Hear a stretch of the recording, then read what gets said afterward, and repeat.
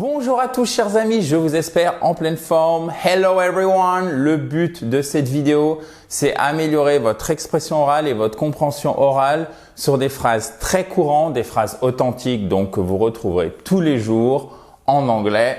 Je vous en ai mis 30, elles sont donc super utiles. Vous pouvez télécharger toutes les diapositives de la vidéo et faire le quiz d'application pour voir si vous comprenez bien, si vous savez bien réutiliser ces phrases en cliquant sur le i en haut à droite. Et si vous êtes sur tablette ou sur mobile, il faut cliquer sur le lien qui est dans la description de la vidéo. Donc la première, c'est tout simplement « je ne pense pas ». Je ne pense pas, si vous traduisez mot à mot, vous pourriez dire « I don't think ». Non, « I don't think so ». Vous devez rajouter le « so » en anglais. Pourquoi? Retenez que c'est comme ça, tout simplement. « I do not »,« I don't ». On va faire une forme contractée à l'oral. I don't think so. Then, ce n'est rien. Forget it. OK? Et c'est pas it is nothing. Non, c'est forget it. Oublie ça. Forget it. Ce n'est rien. Désolé, c'est moi. Pardon, c'est de ma faute. En anglais, on dit pardon, mon mauvais. Donc ça aussi, vous ne pouvez pas l'inventer. Mais vous voyez, c'est à la fois pour bien vous exprimer, mais aussi pour comprendre. Parce que si on vous dit sorry, my bad. My bad, j'ai fait un truc qui est pas bon, j'ai fait un truc qui est mal. Non, pas du tout. C'est pardon, c'est de ma faute. En fait, littéralement, la meilleure traduction, c'est moi. Sorry, my bad. Then, what do we have? De rien. Don't mention it. Do not mention it. De rien. Alors, de rien pour dire thank you, de rien, you're welcome. OK? Mais quand quelqu'un vous remercie parce que, par exemple, vous lui avez rendu un service, vous pouvez dire you're welcome, mais vous pouvez aussi dire don't mention it. OK? Then, vas-y. Donc, vas-y, c'est parti. Alors, vas-y, c'est, vous pourriez dire on y va, ce sera let's go. Et vas-y, c'est go ahead. Littéralement, prends la tête. OK? Let's go, allons-y. OK, je suis partant. To be down. OK? I'm down. Ça, c'est vraiment de l'anglais qui est familier, mais courant, qui est passé en fait dans le langage courant, qu'on pourrait considérer un peu comme familier, mais que vous allez entendre très très souvent. Mais si vous voyez ça, mot à mot, vous ne pouvez pas traduire. Et pourtant, c'est très souvent utilisé. C'est pour ça que je veux absolument que vous les connaissiez. Je sais que je me répète depuis le début de la vidéo, que je radote, mais c'est vraiment extrêmement important, d'accord? Yes, I'm down. OK, je suis partant. Ensuite, wait a minute. Attends un peu. Attends une minute. Wait a second. Vous pourriez dire aussi wait a second, wait a sec et sec. Une seconde, on l'abrège très souvent en anglais. Wait a minute, ce sera l'expression consacrée pour dire attends un peu. Mais c'est bien minute. Faites bien attention. Pardon. C'est l'hiver, chers amis. Désolé, je suis un peu enroué. Vous avez l'accent tonique sur la première partie du mot. Wait a minute. Ensuite, oui peut-être. Yeah, might as well. Alors, vous pouvez dire yes, maybe, yes, perhaps. OK? Perhaps, maybe. Hop, c'est un M qui signifie peut-être. D'accord? Donc, peut-être que vous les connaissez. Maybe you know them, but you could also say yeah, might as well. Mais c'est vraiment, là, on est dans le langage parlé. Oui, littéralement, ouais, ça se pourrait aussi. OK? Ça se pourrait aussi. Might, c'est l'expression d'une probabilité incertaine, voire très incertaine.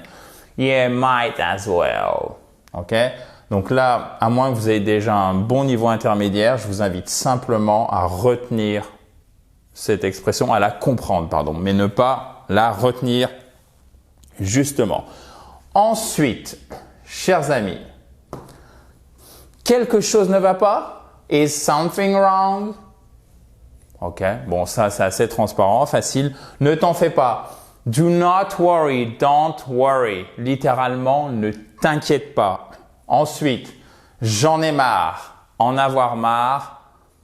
To be fed up with something, okay? I'm fed up with it. Je ne sais pas encore. I'm not sure yet. Ou I don't know yet. Vous pourriez aussi dire I don't know yet. Okay? I'm fed up with it. J'en ai marre. I'm not sure yet. Je ne sais pas encore. That's fair enough. Ah, ça c'est vraiment très très courant. Littéralement, c'est assez juste, d'accord? Ça me semble assez juste, ça me paraît, et c'est celle-ci que vous utiliseriez peut-être plus spontanément en français, ça me paraît pas mal, that's fair enough, ok? Mais attention, enough, accent tonique ici sur la seconde syllabe, et fair, et pas fair, ok? Fair, that's fair enough. Fair enough. Et parfois, vous verrez simplement fair enough, qui veut dire littéralement ok, ça va, ça me paraît pas mal, ça me semble correct. Fair enough. Ensuite, amuse-toi bien. Have fun. Celle-ci, vous la voyez très très souvent, ok? Enjoy, have fun, amuse-toi bien. Tu plaisantes. Alors, ici, ça peut être sous le coup de la colère, de l'agacement, voire de la colère, mais ça peut être aussi dit de manière rhétorique pour faire répéter la personne. Elle vous raconte quelque chose, oh, tu as vu la nouvelle couleur de cheveux de X? Non, tu plaisantes, pas en rose. You must be kidding. Ok? Donc ça peut être à la fois rhétorique, donc pour souligner, faire répéter la personne, mais ça peut être aussi sur le coup de l'agacement et de la colère. Donc selon la situation, ça va prendre un registre bien différent. Ok? Donc vous voyez que derrière une même phrase, vous n'avez pas forcément les mêmes sens qui se glissent puisque l'environnement, le contexte, la situation vont considérablement influencer votre compréhension. Et c'est d'ailleurs aussi pour ça qu'il est hyper important de bien connaître la culture associé à la langue dans laquelle vous vous exprimez ou dans laquelle vous essayez de vous exprimer. Ici, par exemple, l'anglais, notamment dans je prends un exemple, les rapports hommes-femmes aux États-Unis sont pas les mêmes qu'en France. Donc, ça va influencer aussi votre manière de parler. Vous n'allez pas dire, par exemple, à une collègue féminine, "You're so beautiful today." Et parce que vous vouliez dire tu es très élégante. Vous vouliez peut-être être vraiment sympa, tout à fait correct, par exemple en tant qu'homme, mais si vous faites ça aux États-Unis, ça ne passe pas. Et pourtant, c'est une phrase très simple qui paraît tout à fait anodine. C'est la même chose pour you must be kidding. Donc, il faut faire attention comment vous l'utilisez. Tu plaisantes. You must be kidding, right? Ne m'en parle pas, j'en sais quelque chose. Oh, don't tell me about it. Okay, don't tell me about it. Oh, sorry. Ne m'en parle pas, ne m'en parle pas qui est la forme rhétorique et donc en anglais de manière positive pour dire j'en sais quelque chose. No. Oh, tell me about it. Ok? Littéralement, dis-moi à propos de ça. Sous-entendu, ne m'en parle pas, je sais très bien, j'en sais quelque chose. Oh, tell me about it. So, to make one's mind. Se décider. So, make up your mind. Ici, c'est vraiment le typique d'un phrasal verb. Donc, vous avez votre verbe de base qui est make, qui fait made, comme dans made in France. Ok, made, verbe irrégulier. Donc, ça, c'est la forme passée. Ça, c'est la forme du participe passé. Vous avez votre verbe de base, make. Vous rajoutez la particule. La particule, elle va modifier le sens de base du verbe qui est faire, fabriquer. Et ça va nous donner to make up, se décider. Make up your mind. OK? Donc, to make up my mind, I need to make up my mind. Il faut que je me décide. Ensuite, it's on me. C'est pour moi, c'est moi qui invite. OK? It's on me. Alors, vous ne dites pas en anglais « let me invite you ». Ça ne fonctionne pas, d'accord? It's on me uniquement. Ensuite, it is up to you. It is up to me. C'est moi qui décide. Donc, it is up to you, c'est comme tu veux. Ce n'est pas mon truc. It is not my thing. OK? Ce n'est pas mon truc. It is not my thing. Ça a l'air bien. Ça me va. Sounds good. Littéralement, it sounds good. Mais faites attention, ce qui se passe en anglais, c'est qu'on va éluder le it. On l'enlève, puisque là, on est vraiment dans de l'anglais parlé. So, ça nous donnera sounds good. Mais comme c'est la troisième personne du singulier, on met toujours, évidemment, le S ici. Ça a l'air bien, ça me va, sounds good. Je m'en fiche complètement. I couldn't care less. To care about someone, something, c'est un verbe qui est très très utilisé en anglais et qui signifie prendre soin de quelqu'un ou avoir vraiment de l'attention pour quelque chose, pour une personne. So, I could not care less, I couldn't care less, je m'en fiche complètement. Je suis désolé si vous voyez la luminosité qui change en fait dans la vidéo. C'est parce que comme j'aime bien tourner avec la lumière naturelle, du coup il y a le soleil qui joue un peu avec nous aujourd'hui. Sounds good. Ça a l'air bien, ça me va. I couldn't care less. Je m'en fiche complètement. So, I don't care. Je m'en fiche. I don't care. Je m'en fiche. No way. Hors de question. No way. C'est même pas la peine. No way. Et c'est pas no way. C'est no way. OK? Way. Hors de question.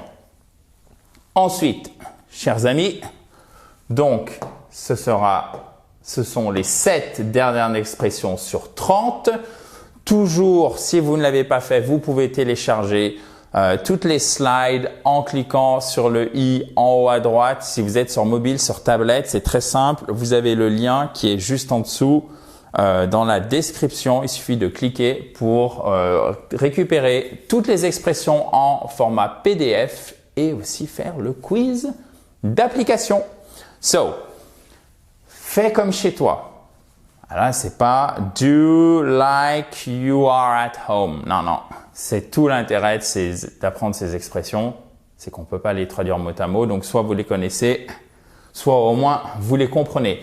Make yourself at home. Fais comme chez toi. Mets-moi un message. Tiens-moi informé. Donc, tiens-moi informé. Vous pouvez avoir keep me posted, keep me informed. D'accord? Mais envoie-moi un message, c'est drop me a line. Donc là, on est vraiment pardon, dans du langage parlé. Drop me a line. OK? Mets-moi un message. Littéralement, ça veut dire to drop. C'est sauter. Donc, fais-moi sauter une ligne. Donc, envoie-moi de l'information. Mets-moi un message. OK? Are you free tomorrow? Tu es dispo. To be free, être dispo. Available, vous pourriez aussi l'utiliser, bien sûr. Available et to be free, c'est aussi pour être dispo.